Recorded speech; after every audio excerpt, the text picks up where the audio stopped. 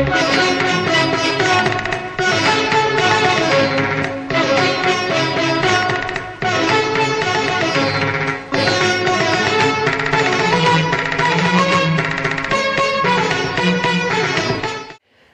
ಸ್ನೇಹಿತರೆ, ಮೈಸೂರಿನ ಕಥೆಗಳಿಗೆ ಸ್ವಾಗತ ಸುಸ್ವಾಗತ. ಎಲ್ಲ ಲೈಫ್ ಎಂಜಾಯ್ ಮಾಡ್ತಾ ಇದ್ದೀರಾ ಅಂತ ಭಾವಿಸಿದ್ದೀನಿ. ಇವತ್ತು ನಾನು ನನ್ನ ಜೊತೆಗೆ ಒಬ್ಬ ಅಪರೂಪದ ವ್ಯಕ್ತಿನ ಕೂರಿಸ್ಕೊಂಡಿದ್ದೀನಿ. ಅದು ನೋಡ್ತಿದ್ದಾಗ ಏನಾಯಿತು, ಕನ್ನಡ ಅನ್ನೋ ಹಿರಿಮೆ ಇವತ್ತು ನೀವು ಮಾತಾಡ್ತಿರೋಂಥ ವಿಷಯ ಅಥವಾ ನಮಗೆ ಒಂದು ಅಭಿಮಾನವನ್ನು ಉಕ್ಕುವಂಥ ಒಂದು ವಿಷಯ ಕೊಟ್ಟಿದ್ದು ಕನ್ನಡ ಅಂತಂದರೆ ಮೂಲ ಮಯೂರವರ್ಮ. ಹೌದು ಹೌದು. ನಾನು ಮೊದಲಿನಿಂದಲೂ ಓದ್ತಾ ಇದ್ದಾಗ ಒಂದು ಗಮನಿಸಿದ್ದೇನೆಂತಂದರೆ, ಕದಂಬರು ಅಂದ ತಕ್ಷಣ ಒಟ್ಟು ಪುಸ್ತಕಗಳ ಅಥವಾ ಮಾಹಿತಿಯ ಮೊತ್ತ ಏನು ಅಂತಂದರೆ ಒಂದು 8 ಪುಟ 10 ಪುಟ. ಅದರಲ್ಲಿ ಏನು ಅಂತಂದರೆ ಅಷ್ಟೇ 1200 ವರ್ಷಗಳ ಕಾಲದ ಒಂದು ಉದ್ದ ಇತಿಹಾಸ ಇದೆಯಲ್ಲ, ಮಯೂರವರ್ಮನಿಂದ ಹಿಡಿದು ಕೊನೆಯ ಅರಸವರೆಗಿಂದು. ಅದು ಈಗಿನ ಅರಸರನ್ನ ಬಿಟ್ಬಿಟ್ಟಿದ್ದೇವೆ ನಾವು. ಅಲ್ಲಿವರೆಗಿನ ಇತಿಹಾಸ ಕೇವಲ 8 ಪುಟನ. ಯಾಕಂದರೆ ಒಂದು ಒಬ್ಬ ಸಾಮ್ರಾಜ್ಯ ಕಟ್ಟಬೇಕು ಮತ್ತು ಅದೊಂದು ಭಾಷೆಗೆ ನಮಗೆ ಅತ್ಯಂತ ಏನಂತ ಹೇಳ್ತೀವಿ ಅದಕ್ಕೆ, ಈ ಭಾಷೆ ಇಂಥ ಸಂದರ್ಭದಲ್ಲೇ ಉತ್ಪನ್ನ ಆಗಿದೆ, ಅಲ್ಲಿಂದನೇ ಶುರುವಾಗಿದೆ ಇತಿಹಾಸ ಅಂತ ಹೇಳೋದಕ್ಕೆ ಕನ್ನಡ ಭಾಷೆನ ಬಳಸಿದ ಕಾರಣ ನಮಗೆ ಇವತ್ತು ಒಂದು ಶಾಸ್ತ್ರೀಯ ಭಾಷೆಯ ಸ್ಥಾನಮಾನಕ್ಕಷ್ಟು ಹಿಂದಕ್ಕೆ ಹೋಗೋಕ್ಕೆ ಆಗಿರುವಂಥದ್ದು. ಆಮೇಲೆ ಸಾಕಷ್ಟು ಜನ ನಮ್ಮಲ್ಲಿ ಇವತ್ತು ಬೇರೆ ಬೇರೆ ದಳವಾಯಿಗಳಿದ್ದಾರೆ, ಸಾಮಂತರಿದ್ದಾರೆ, ಚಿಕ್ಕ ಪುಟ್ಟ ರಾಜರಿದ್ದಾರೆ. ಅವ್ರಿಗೆಲ್ಲ ಏನು ಸಾಕಷ್ಟು ನಾವು ಪ್ರಚಾರ ಬೆಂಬಲ ಎಲ್ಲ ಕೊಡ್ತಾ ಇದ್ದೀವಿ. ಆದರೆ ಕನ್ನಡವನ್ನು ಮೊದಲು ಮಾಡಿದಂಥ ಹಾಗೂ ನಮ್ಮದೇ ಆದಂಥ ಒಂದು ಸಂಸ್ಥಾನ, ಯಾಕಂದ್ರೆ ಈಗ ಪಲ್ಲವರಿಗೆ ಒಂದಷ್ಟು ಸಂಸ್ಥಾನಗಳಿದೆ, ನೀವು ಬೇರೆ ಸಾಮ್ರಾಜ್ಯಗಳನ್ನು ಹೋಲಿಸಿದ್ರೆ ಅವ್ರಿಗೆ ಅವ್ರದೇ ಅಂತ. ನಮ್ಮ ಕನ್ನಡದ ಅನ್ನುವಂಥದ್ದು ಯಾವುದಿದೆ, ಕದಂಬರು ಮಾತ್ರ. ಅಂಥ ಸಾಮ್ರಾಜ್ಯ ಕೊಟ್ಟಿರುವಂಥ ಒಬ್ಬ ಅರಸ, ಒಬ್ಬ ಸಾಮ್ರಾಟ, ಅದು ಸಣ್ಣ ಭಾಗ ಅಲ್ಲ. ಉತ್ತರದಲ್ಲಿ ಗುಪ್ತರ ದಬ್ಬಾಳಿಕೆ ಇತ್ತು, ದಕ್ಷಿಣದಲ್ಲಿ ಪಲ್ಲವರ ದಬ್ಬಾಳಿಕೆ ಇತ್ತು, ಕೆಳಗಡೆ ಚೇರರ ದಬ್ಬಾಳಿಕೆ ಇತ್ತು, ಚೋಳರಿದ್ದರು, ಈ ಕಡೆ ಶಾತವಾಹನರಿದ್ದರು, ಕಲಚೂರಿಗಳಿದ್ದರು. ಇವ್ರು ಎಲ್ಲರ ಮಧ್ಯದಲ್ಲಿ ಏನೂ ಅಲ್ಲದಿರುವಂಥ ಭಾಗವನ್ನು ಅಭಿವೃದ್ಧಿಪಡಿಸಿ ಒಂದು ಸಾಮ್ರಾಜ್ಯ ಕಟ್ಟೋದಿದೆಯಲ್ಲ, ಅದಕ್ಕೆ 2ನೇ ಕಾಳಿದಾಸ ಸಹಿತ ಇವನ ಕಾಲಾವಧಿಯ ನಂತರದಲ್ಲಿ ಇದನ್ನು ನೋಡೋದಕ್ಕೋಸ್ಕರ ಉತ್ತರದಿಂದ ಬರ್ತಾನೆ. ಅಂಥ ಕಥಾನಕ ಇರುವಂತಹ ಸಾಮ್ರಾಟನಿಗೊಂದು ಇತಿಹಾಸ ಏನಿದೆ ಅದು ಇಲ್ವಲ್ಲ ಅಂದಾಗ ಶುರು ಮಾಡಿದ್ವಿ. ಸುಮಾರೊಂದು 6-7 ವರ್ಷಗಳ ಕಾಲ ಈ ಒಂದು ಪುಸ್ತಕಕ್ಕಾಗಿ ಮಾಹಿತಿಯನ್ನು ಕ್ರೋಢೀಕರಣ ಆರಂಭ ಮಾಡಿದೆ. ಈಗಲೂ ನೋಡಿ, ಅವರ ಕಾಲದಲ್ಲಿ ತಂದಂಥ ನಾಣ್ಯಗಳು ನಮ್ಮ ಪೂನಾದ ಕಲೆಕ್ಟೋರೇಟಲ್ ಆಫೀಸಲ್ಲಿ ಇದ್ದಾವೆ. ಹೀಗೆ ಹಲವು ದಾಖಲೆಗಳನ್ನು ಬಂದ ನಂತರ ಒಂದು ಕದಂಬರು ಬೇರೆ, ಕದಂಬರ ಮೂಲ ಪುರುಷ ಮಯೂರವರ್ಮ ಬೇರೆ. ಆ ಮಯೂರವರ್ಮನ ಮೇಲೆ ಒಂದು ವೈಜಯಂತಿಪುರ ಅಂತ ಏನು ರಾಜಧಾನಿ ಸ್ಥಾಪಿಸ್ಕೊಂಡ, ಆ ಒಂದು ಸಾಹಿತ್ಯ ಬಂದಿದ್ದು ವೈಜಯಂತಿಪುರ. ಕಾರಣ ಮುಖ್ಯ ಅಂದರೆ ಕನ್ನಡ ಅಂತ ನಮ್ಗೆ ಹೆಮ್ಮೆಯಿಂದ ಉಚ್ಚರಿಸೋದಕ್ಕೆ ಇವತ್ತು ಕೊಟ್ಟಿರೋ ಅವಕಾಶ ಮಯೂರವರ್ಮನೇ. ಸ್ನೇಹಿತರೆ, ನೀವು ಈ ವೈಜಯಂತಿಪುರ ಅಂತ ಏನು ಪುಸ್ತಕ ಸರ್ ಬರ್ದಿದ್ದಾರಲ್ಲ, ಓದದೇ ಇದ್ರೆ ಇದನ್ನು ನೀವು ಮೊದಲು ಓದಬೇಕಾಗಿದೆ. ಯಾಕೆಂದರೆ ನಾವು ಕನ್ನಡಿಗರು ಎಲ್ಲರ ಮೊದಲು ಇರಬೇಕಾದಂಥ ಪುಸ್ತಕ ಅಂತ ನನ್ನ ಪ್ರಾಮಾಣಿಕ ಅನಿಸಿಕೆ. ಮಯೂರವರ್ಮನ ಕಥಾನಕ, ಕನ್ನಡದ ಸಾಮ್ರಾಜ್ಯದ ಉದಯ ಹೇಗಾಯಿತು ಅಂತ ಭಾಳ ಸ್ಪಷ್ಟವಾಗಿ ಈಗ 10ನೇ ಮುದ್ರಣ ಅಲ್ವಾ ಸರ್? ಈಗ 10ನೇ ಮುದ್ರಣ ಕಂಡಿದೆ. ನಾನು 1ನೇ ಮುದ್ರಣ ತೊಗೊಂಡು ಓದ್ದವನು. ಇದರಲ್ಲಿ ಇನ್ನೂ ಸ್ವಲ್ಪ ಮತ್ತಷ್ಟು ಫೋಟೋಸು ಇವೆಲ್ಲ ಆ್ಯಡ್ ಮಾಡಿದ್ದಾರೆ. 10ನೇ ಮುದ್ರಣ ನಾವು ಇನ್ನೊಂದು ತೊಗೊಂಡು ಓದಬೇಕು. ನೀವು ಈಗ ಓದಿದ್ರೆ ನಿಮಗೊಂದು ಸ್ಥೂಲ ಪರಿಚಯ ನಮ್ಮ ಕನ್ನಡದ ಮಯೂರವರ್ಮನ ಬಗ್ಗೆ. ನೀವು ನಾಳೆ ದಿನ ನಿಮ್ಮ ಮಕ್ಕಳಿಗೆ ಹೇಳಿ ಅವ್ರ ಸ್ಕೂಲಲ್ಲಿ ಇದ್ರ ಮೇಲೆ ಡಿಬೇಟ್ ಮಾಡಿ ಪ್ರೈಸ್ ಗೆಲ್ಬೋದು. ಸರ್, ವೈಜಯಂತಿಪುರನೂ ನಾವು ಅರಗಿಸ್ಕೊಂಡ್ವಿ. ಅದು ನೋಡ್ತಿದ್ದಂಗೆ ವಾತಾಪಿ ಬಂತು, ಅದನ್ನು ನೀವು ಸ್ವಲ್ಪ ಹೇಳಿ. ಈಗ ಬಹುಶಃ ಕನ್ನಡದ ಇತಿಹಾಸದಲ್ಲಿ ಮಯೂರವರ್ಮನ ನಂತರ ಅತ್ಯಂತ ದೃಢವಾದ ಹೆಜ್ಜೆಗಳನ್ನು ಕನ್ನಡದಲ್ಲಿ ಊರಿದವನು ಅಂತಂದರೆ ಇಮ್ಮಡಿ ಪುಲಕೇಶಿ. ಇಮ್ಮಡಿ ಪುಲಕೇಶಿ ಅಷ್ಟು ದೊಡ್ಡ ಸೇನಾನಿ ಅಂತ ಹೇಳ್ಬೋದು, ಸಾಮ್ರಾಟ ಅಂತ ಹೇಳ್ಬೋದು, ಅಥವಾ ಒಂದು ಏನು ವಿಶಾಲವಾದಂಥ ಒಂದು ಸಾಮ್ರಾಜ್ಯ ಸ್ಥಾಪನೆ ಮಾಡಿದ್ದು ನಂತರದಲ್ಲಾಗಲಿ ಅದ್ರ ಮೊದಲಾಗಲಿ ಮಯೂರವರ್ಮನ ಬಿಟ್ಟರೆ ಬೇರೆ ಯಾರೂ ಇಲ್ಲ. ಮಯೂರವರ್ಮ ಆದರೆ ಒಂದು ಉತ್ತರ ಭಾರತ ಒಂದು ಗಡಿಯನ್ನು ಹಾಕೊಂಡಿದ್ದ. ಇವನು ಉತ್ತರ ಭಾರತದ ಗಡಿಯನ್ನು ದಾಟಿದಂಥ ಸೇನಾನಿ ಇಮ್ಮಡಿ ಪುಲಕೇಶಿ. ಹಾಗಾಗಿ ಇದನ್ನ ನನಗೆ ನೋಡ್ತಾ ಇರುವಾಗ ಸಿಕ್ಕಂಥ ಸಾಕಷ್ಟು ಮಾಹಿತಿಗಳು, ಯಾಕೆಂದರೆ ಕಾಲಾವಧಿ ಜಾಸ್ತಿ ವ್ಯತ್ಯಾಸ ಇಲ್ಲ. ಅವ್ರದ್ದು 4ನೇ ಶತಮಾನ ಆದರೆ ಒಂದು 6ನೇ ಶತಮಾನದ ಆರಂಭ. ಅಂದರೆ ಮಯೂರವರ್ಮನ ಕಾಲ ಪ್ಯಾರಲ್ಲೇ ನಡೆದಿದ್ದಾಗಲೇ ಸಮಾನಾಂತರವಾಗಿ ಇವನ ಮೂಲ ಪುರುಷರು ಚಾಲುಕ್ಯ ಡೈನಾಸ್ಟಿ ಅಂತ ಏನು ಹೇಳ್ತೀವಿ ಅದನ್ನು ಆರಂಭ ಮಾಡಿಬಿಟ್ಟಿದ್ರು. ಸಣ್ಣ ಮಟ್ಟದಲ್ಲಿ ಶುರುವಾಗಿತ್ತು. ಆರಂಭದಲ್ಲಿ ಕದಂಬರ ಇವರು ಸಾಮಂತರು ಅಂತಲೇ ಇವ್ರನ್ನ ಗುರುತಿಸಿದ್ದಿದೆ ಇತಿಹಾಸದಲ್ಲಿ ಈ ಚಾಲುಕ್ಯರನ್ನು.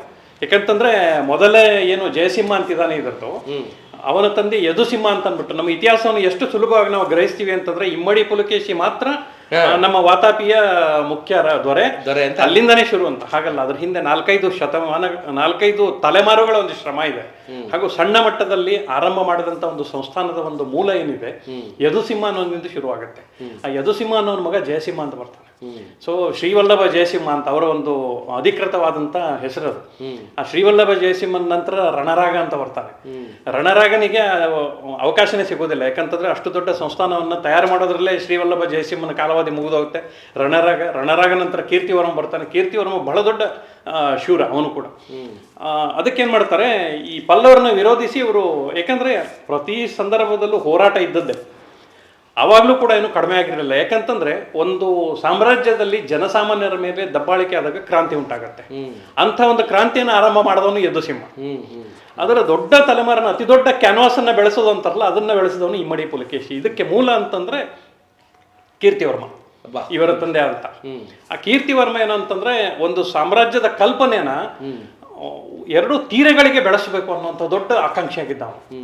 ಅದೇ ರೀತಿಯಾಗಿ ಅವನು ಈ ಕಡೆ ಕಲಚೂರಿಗಳಿರ್ಬೋದು, ಕೆಳಗಡೆ ಬಾಣ ಇರ್ಬೋದು, ಪಲ್ಲವರ ಸಂಸ್ಥಾನದ ಕೆಳಗಡೆ ಸುಮಾರಷ್ಟು ಭಾಗಗಳನ್ನ ಅವನು ಹೇಳ್ತಾನೆ. ಸಾಮಂತರಲ್ಲ ಇನ್ಮೇಲೆ, ಕೇವಲ ಒಂದೇ ಸಂಸ್ಥಾನ ಇಲ್ಲಿ, ಅದು ಸಲಿಕೆ ಅಂತ ಅನ್ನೋದು ಇವರ ಒಂದು, ನಾವು ಸರ್ನೇಮು ಅಥವಾ ನಮ್ಮದೊಂದು ಕುಟುಂಬದ ಹೆಸರು ಅಂತ ಹೇಳ್ತೀವಿ, ಹಾಗೆ ಸಲಿಕೆ ಅನ್ನುವಂಥ ಮನೆತನ ಅದು.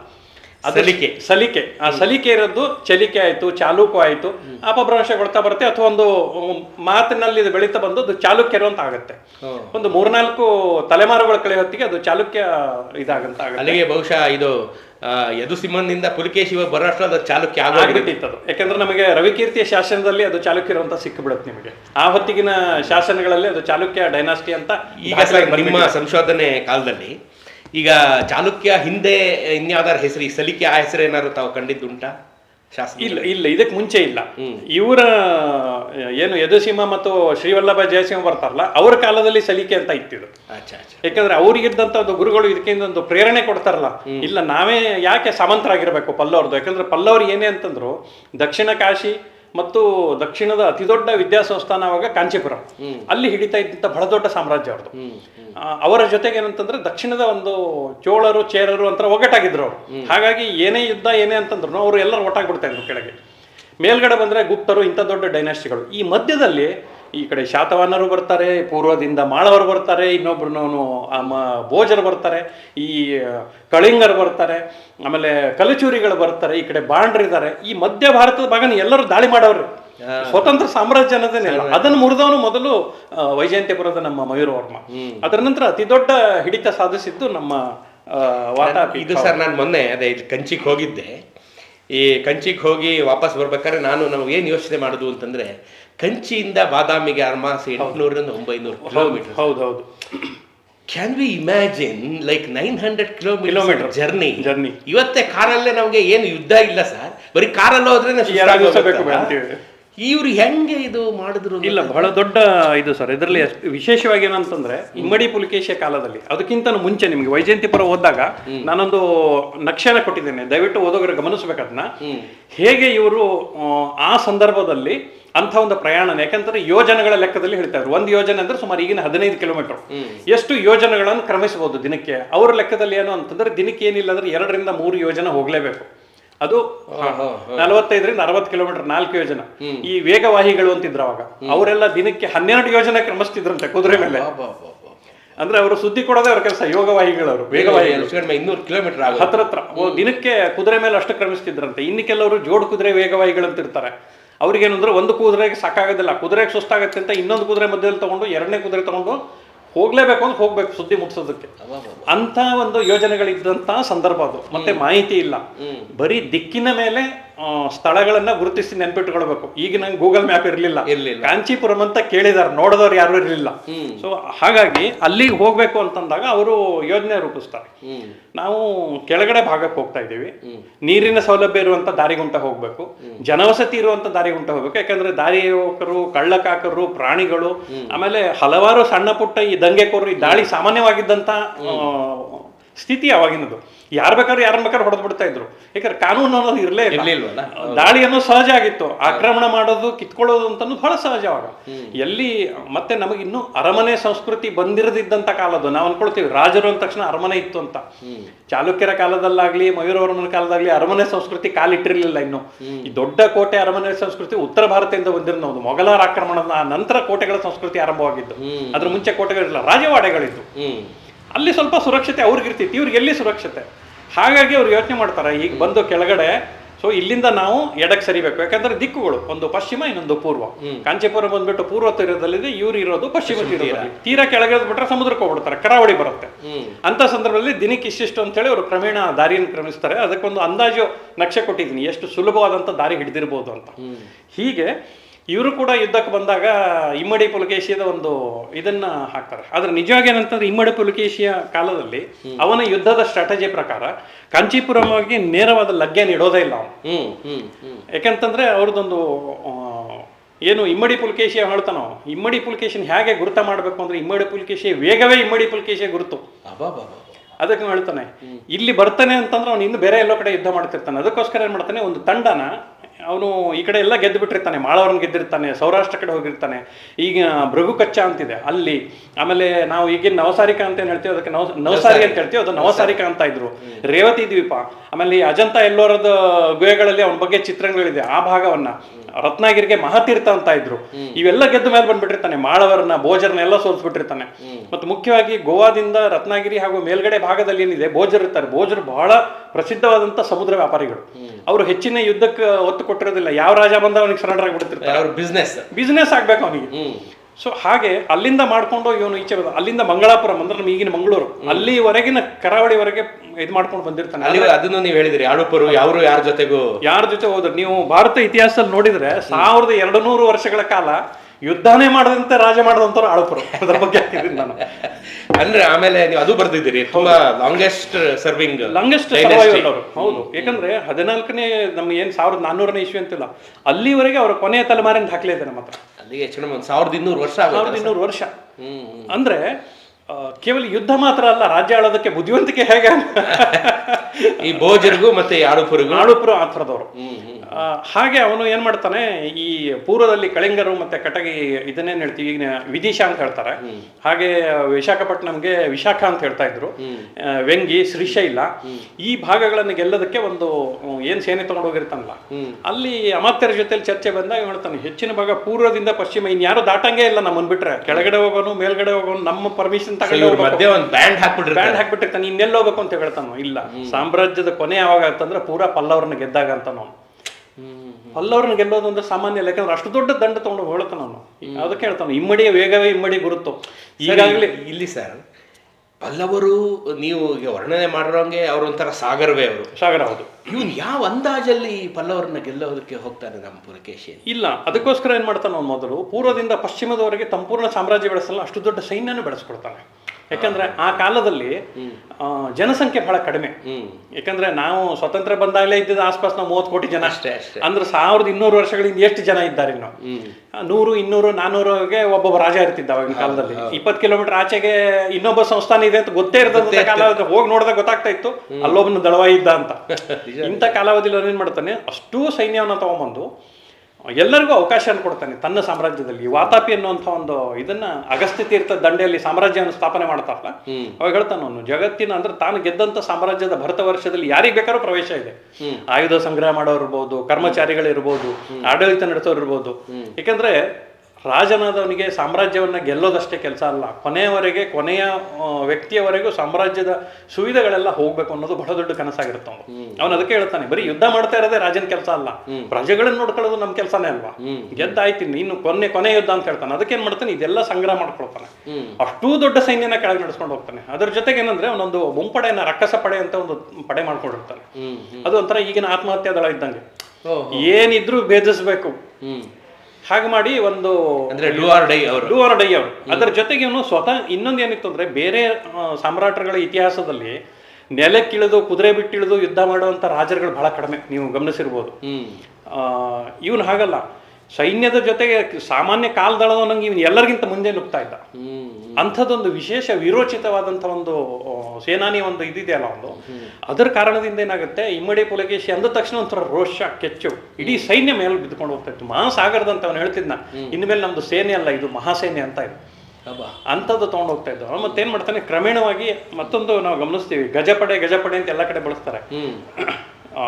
ಅತ್ಯಂತ ಎಫೆಕ್ಟಿವ್ ಆಗಿ ಅಂದ್ರೆ ವ್ಯವಸ್ಥಿತವಾಗಿ ಗಜಪಡೆನ ಹೇಗೆ ಬಳಸಬೇಕು, ಆಯುಧಗಳನ್ನು ಇಳಿಸ್ಕೊಂಡು ಜೊತೆಗೆ ಒಂದು ಅತ್ಯಂತ ಸಶಸ್ತ್ರವಾದಂತಹ ಪಡೆಯನ್ನ ಗಜಪಡೆಯನ್ನ ಮೂಲಕ ಬಳಸ್ಕೊಳ್ಬೇಕು, ಅದನ್ನ ಬಹಳ ಅಧಿಕೃತವಾಗಿ ಬಹಳ ಚೆನ್ನಾಗಿ ಬಳಸಿದವನು ಅಂತಂದ್ರೆ ಇಮ್ಮಡಿ ಪುಲಕೇಶಿನಿ.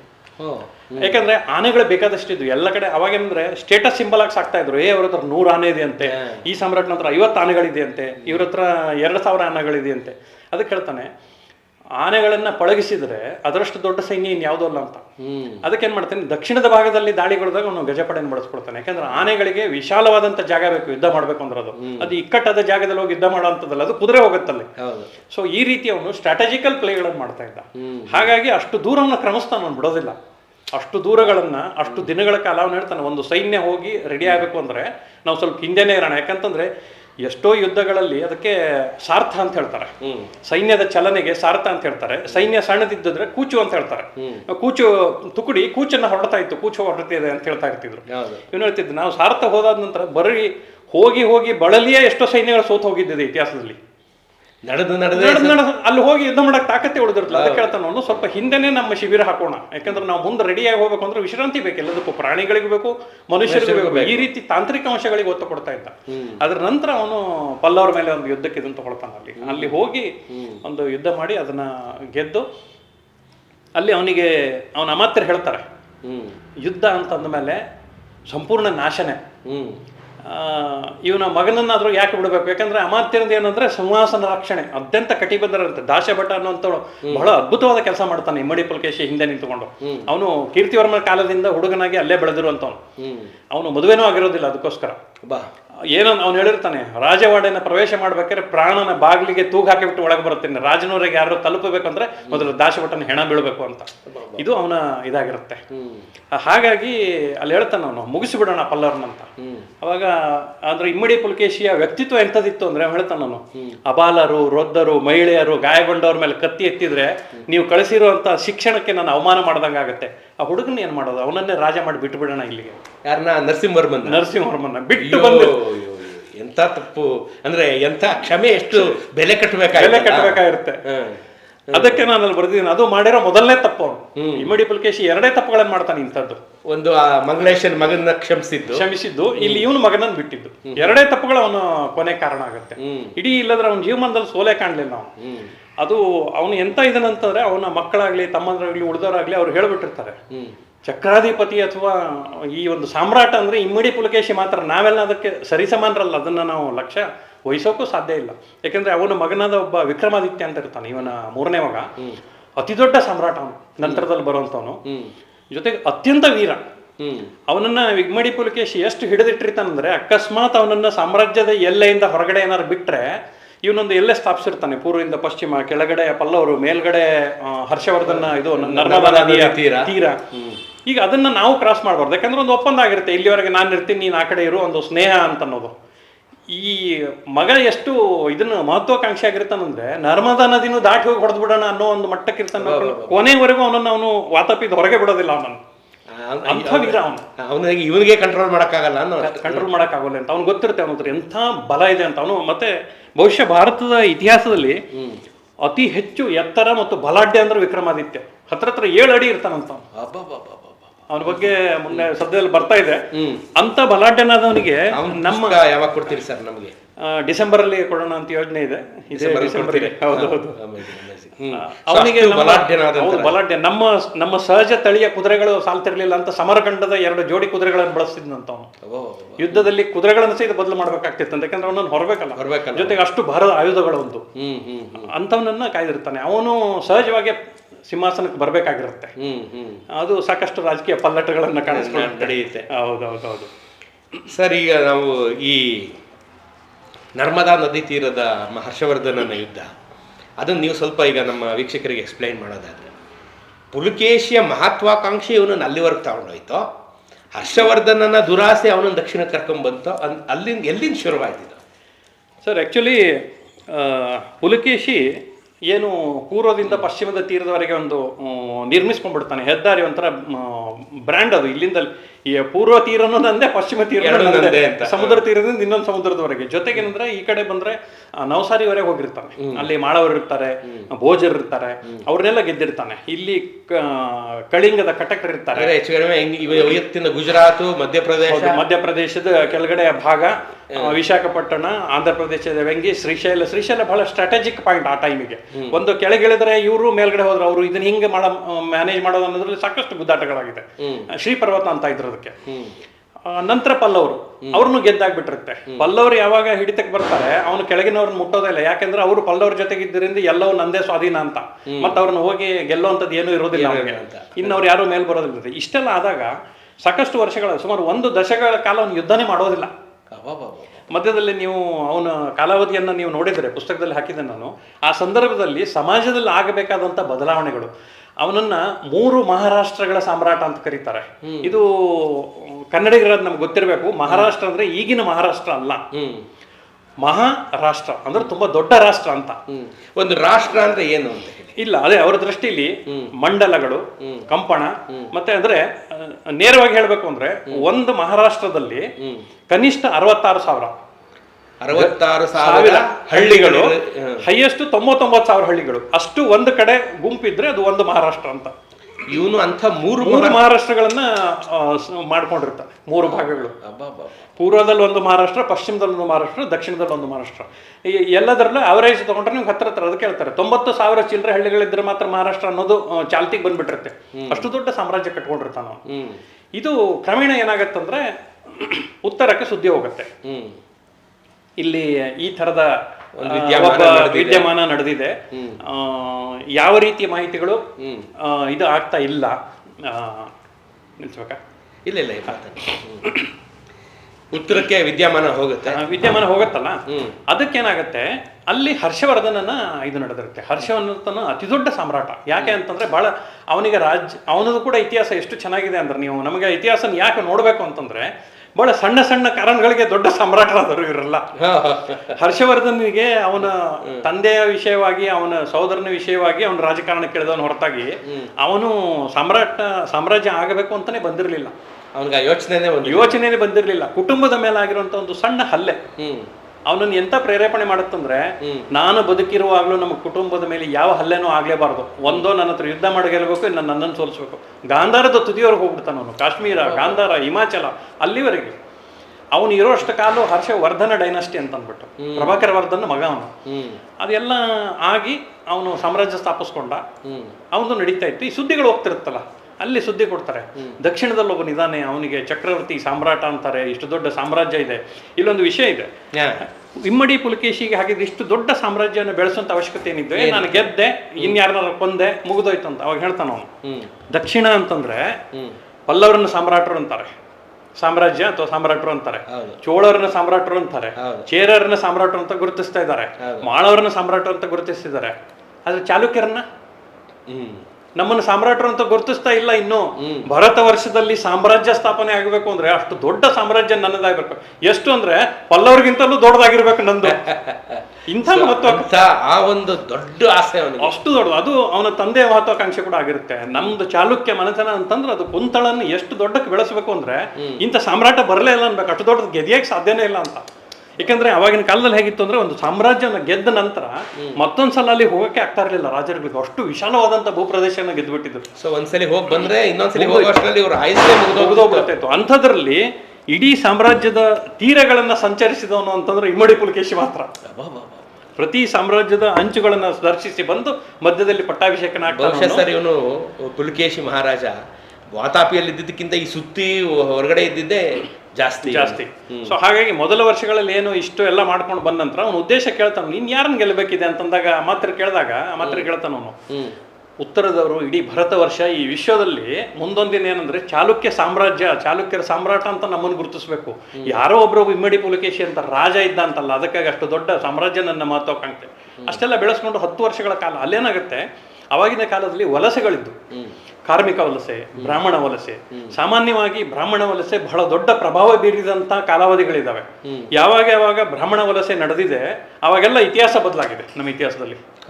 ಮಯೂರನ ಕಾಲದಲ್ಲಿ ಬ್ರಾಹ್ಮಣರನ್ನ ಸ್ವತಃ ತಗೊಂಡ್ಬರ್ತಾನೆ, ಅವರೇ ಕರ್ಕೊಂಡ್ಬರ್ತಾನೆ. ಆದ್ರೆ ಇವನ ಕಾಲದಲ್ಲಿ ಏನಾಗ್ತಿರುತ್ತೆ ಅಂದ್ರೆ, ಇಮ್ಮಡಿ ಪುಲಿಕೇಶಿ ಅನ್ನುವಂಥ ಚಕ್ರವರ್ತಿ ಇದ್ದಾನೆ, ಅಗ್ರಹಾರಗಳನ್ನ ಬೆಳೆಸೋದಕ್ಕೆ ಏನು ಬೇಕಾದ್ರೆ ಕೊಡ್ತಾನೆ ಅಂತೇಳಿ ಬಹಳ ದೊಡ್ಡ ಬ್ರಾಹ್ಮಣ ವಲಸೆ ನಡೆಯುತ್ತೆ. ಅದು ಸುದ್ದಿ ಹೋಗುತ್ತೆ ಭಾರತದ ಎಲ್ಲ ಕಡೆಗಳಿಂದ ವಿಶೇಷವಾಗಿ. ಯಾಕಂದ್ರೆ ನಮಗೆ ನೋಡಿ, ದಕ್ಷಿಣದಲ್ಲಿ ಕಾಂಚೀಪುರಮು, ಉತ್ತರದಲ್ಲಿ ಕಾಶಿಯು ಬಹಳ ದೊಡ್ಡ ವಿದ್ಯಾಕೇಂದ್ರಗಳು. ಅಲ್ಲಿ ತಕ್ಷಶಿಲಾ, ನಳಂದ ಈ ತರ ಮುಂಚೆಯಿಂದ ಇದ್ದಂಥವು. ದಕ್ಷಿಣದಲ್ಲಿ ಕೇವಲ ಕಾಂಚಿ ಹೆಸರು ಬರ್ತಾ ಇತ್ತು. ಅಂಥದ್ರಲ್ಲಿ ಇವನೇನ್ ಹೇಳ್ತಾನೆ, ಅಂಥದ್ದೇ ಶಿಕ್ಷಣ ಕೇಂದ್ರಗಳನ್ನು ನಾವು ಸ್ಥಾಪಿಸಬೇಕು, ಜನಗಳನ್ನ ಎಜುಕೇಟ್ ಮಾಡಬೇಕು. ಅದಕ್ಕೆ ಏನ್ ಮಾಡಬೇಕು, ಕರ್ಕೊಂಬನ್ನಿ ಅಂತಾನೆ. ಅದು ಮಯೂರವರ್ಮ ಶುರು ಮಾಡಿಂಥದ್ದು. ಮಯೂರವರ್ಮನ ಕಾಲದಲ್ಲಿ ಬಂದಂತ ಬ್ರಾಹ್ಮಣರು ವಾಪಸ್ ಯಾರು ಹೋಗ್ಲೇ ಇಲ್ಲ. ಉತ್ತರ ಭಾರತದಲ್ಲಿರುವಂತಹ ಒಂದು ಅಹಿಚ್ಛತ್ರ ನಗರಿ ಅನ್ನೋಲ್ಲಿಂದ ಸಾಕಷ್ಟು ಕುಟುಂಬ ತಂದಿರ್ತಾನೆ. ಅಲ್ಲಿಂದ ಪುನಃ ಒಂದು ವಲಸೆ ಹೊರಡುತ್ತೆ. ಅವರು ಅನಧಿಕೃತವಾಗಿ ಬಂದ್ಬಿಡ್ತಾರೆ. ಈ ಒಬ್ಬ ರಾಜ ಇದ್ದಾನೆ, ಚಾಲುಕ್ಯರ ಕಾಲದಲ್ಲಿ ರಾಜ ಇದ್ದಾನೆ ಕೊಡ್ತಾನೆ ಅಂತ, ಅದು ಸುದ್ದಿ ಹೋಗುತ್ತೆ. ಒಬ್ಬ ಬ್ರಾಹ್ಮಣ ಎಲ್ಲೋ ಇದ್ದಲ್ಲಿಂದ ತನ್ನ ಕುಟುಂಬ ಸಮೇತ ಕುದುರೆ ಹಾಕೊಂಡು ಮಕ್ಕಳನ್ನ ಹಾಕೊಂಡು ಎಲ್ಲ ಹೋಗ್ತಾನೆ ಅಂದ್ರೆ ಅವನಿಗೆ ಎಲ್ಲೋ ಒಂದು ಅದ್ಭುತವಾದಂತ ಲೊಕೇಶನ್ ಸಿಕ್ಕಿರಬೇಕು, ಆಶ್ರಯ ಸಿಕ್ಕಿದೆ ಅಂತವ ಯಾರಿದ್ದಾನೆ ಅಂತ ಅಲ್ಲಿಂದ ಶುರು ಆಗುತ್ತೆ. ಅದರ ಜೊತೆಗೆ ಈ ಆಯುಧ ಕರ್ಮಿಗಳಿರ್ತಾರೆ, ವಿಭಿನ್ನವಾದಂತ ಆಯುಧನ ಶಸ್ತ್ರಾಸ್ತ್ರಗಳನ್ನ ತಯಾರು ಮಾಡ್ತಂತಾರೆ, ಅವರ ವಲಸೆ ಕೂಡ ಅವನಿಗೆ ಸುದ್ದಿ ಹೋಗುತ್ತೆ. ನಮ್ಮ ಭಾಗದಿಂದ ನರ್ಮದನ ದಾಟೋದು ಅನ್ನೋದು ಸಾಗರ ದಾಟಿದ ಲೆಕ್ಕ. ದಾಟೋ ಅನ್ನೋದು ಕನಸನಲ್ಲೇ ಇಲ್ಲ. ಯಾಕಂದ್ರೆ ಅದು ಪೂರ್ವದಿಂದ ಪಶ್ಚಿಮದವರೆಗೂ ಉದ್ದ ಭಾರತವನ್ನೇ ಇಬ್ಬಾಗ ಮಾಡಿದಂತ ನದಿ ಅದು. ಅಮರಕಂಟಕದಿಂದ ಗುಜರಾತ್ವರೆಗೂ ಹರಿಯುತ್ತೆ ಅದು. ಅಂತದ್ರಲ್ಲಿ ಸಾತ್ಪುರ ಕಣಿವೆಯನ್ನು ದಾಟಬೇಕು ಅಂದ್ರೆ ಬಹಳ ಅಗಾಧವಾದಂತ ಕಣಿವೆ ಅದು. ವಿಂಧ್ಯ ಪರ್ವತವನ್ನು ದಾಟಬೇಕು. ಇದನ್ನೂ ದಾಟಿ ಅಲ್ಲಿ ಹೋಗ್ಬೇಕು ಅಂದ್ರೆ ಅದೆಷ್ಟು ಸಶಕ್ತ ಪ್ರಾಣಗಳನ್ನು ಮತ್ತೆ ಇಟ್ಕೊಂಡು ದಾಟ್ತಾ ಇದ್ದಾರೆ. ಹೋದರೆ ಯಾರು ವಾಪಸ್ ಬರ್ತಾ ಇಲ್ಲ, 16 ವರ್ಷಗಳಾಗ್ಬಿಟ್ಟಿದೆ. ಈ ಸುದ್ದಿ ಬಂದಾಗ ಅವ್ನು ಹೇಳ್ತಾನೆ, ಯಾಕೆ ಅಂದಾಗ ಹೇಳ್ತಾರೆ, ಇಮ್ಮಡಿ ಪುಲಿಕೇಶನ್ ಅಂತ ವಾತಾಪಿಯನ್ನು ಆಳ್ತಿರುವಂತ, ಈಗಿನ ಬದಾಮಿ ಅಂತ ಏನ್ ಹೇಳ್ತೀವಿ, ಇದನ್ನ ಆಳ್ತಿರುವಂತ ಸಾಮ್ರಾಟ ಎಲ್ಲರಿಗೂ ಆಶ್ರಯ ಕೊಡ್ತಾ ಇದ್ದಾನೆ. ಅದ್ಭುತವಾದ ಸಾಮ್ರಾಜ್ಯವನ್ನು ಕಟ್ಟಿದ್ದಾನೆ. ಎಲ್ಲೂ ಒಂದು ಗಲಭೆಗಳಿಲ್ಲ, ಅಶಾಂತಿ ಇಲ್ಲ, ನೆಮ್ಮದಿಯಿಂದಿದ್ದಾರೆ ದಶಕಗಳಿಂದ. ಆದಾಗ ಅವಾಗ ಆಶ್ಚರ್ಯದಿಂದ ಅನ್ಸುತ್ತೆ, ಇಂಥ ಒಬ್ಬ ಸಾಮ್ರಾಟ ಅಲ್ಲಿ ಇದ್ದಾನೆ ಅಂದ್ರೆ ಇವತ್ತೆಲ್ಲ ನಾಳೆ ಉತ್ತರದ ಕಡೆ ಬಂದ್ಬಿಟ್ರೆ ಸಹಜವಾಗಿ